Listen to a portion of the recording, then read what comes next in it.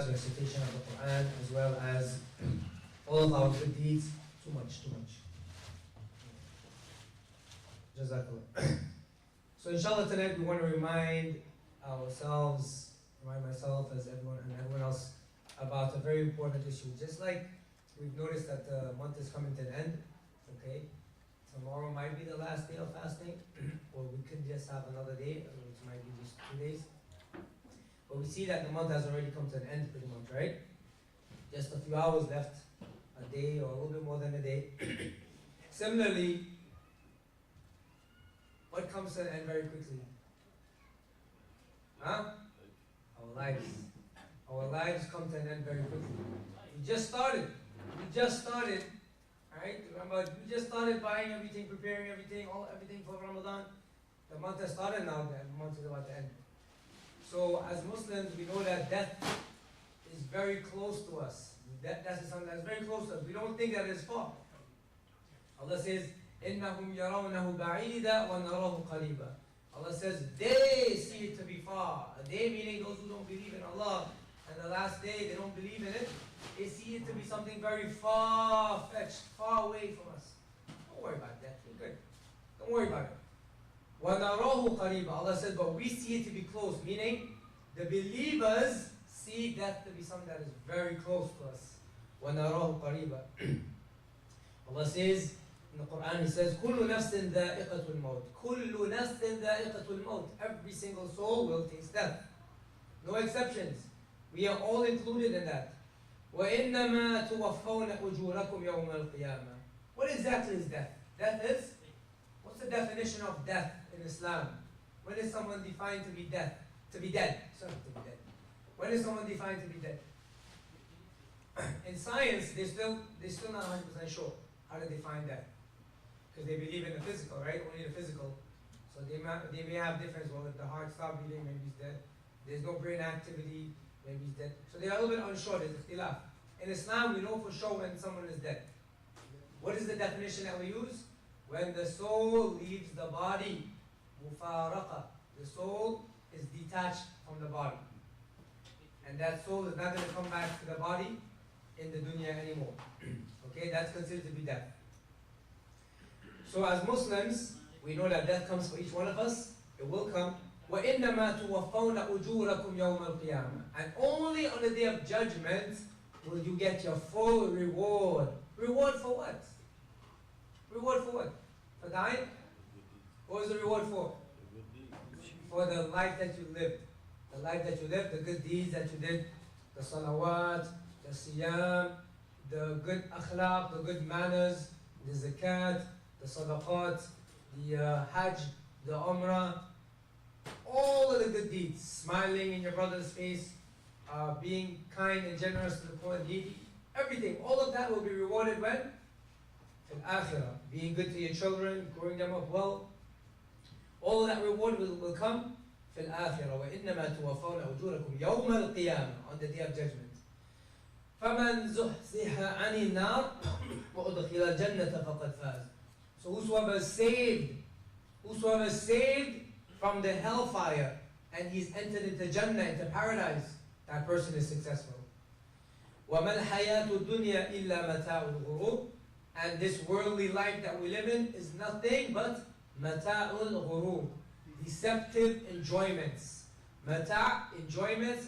Ghurur, deceptive, meaning you enjoy things in this world, and those enjoyments that you have in this dunya, you're like, man, this is the life. You wanna live for that. You wanna live for these enjoyments that you deal with in the world. But mata'ul ghurur, they're deceptive, because they will make you think that there's nothing to come after death.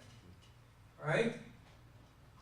As Muslims, we prepare for death by submitting to Allah Azza wa Jal. Submitting to Allah as our creator, as our sustainer, as our ilah, as our ma'bud, the one that we worship alone without any partners.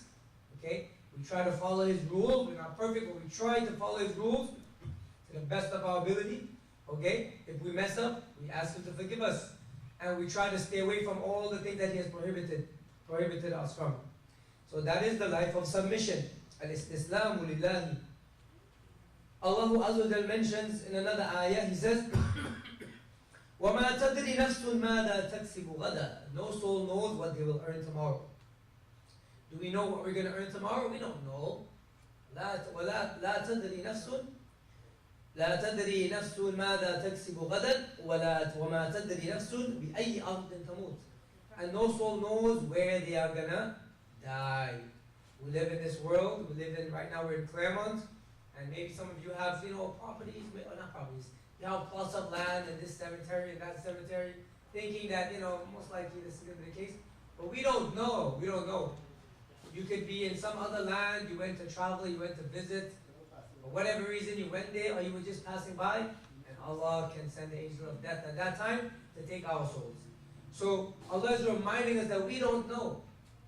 So if we don't know where we're gonna go, and we don't know what we're gonna earn tomorrow, how should we live our lives?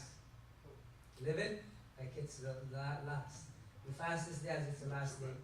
Okay? Fast this Ramadan as though it's your last Ramadan. You're not sure for another one.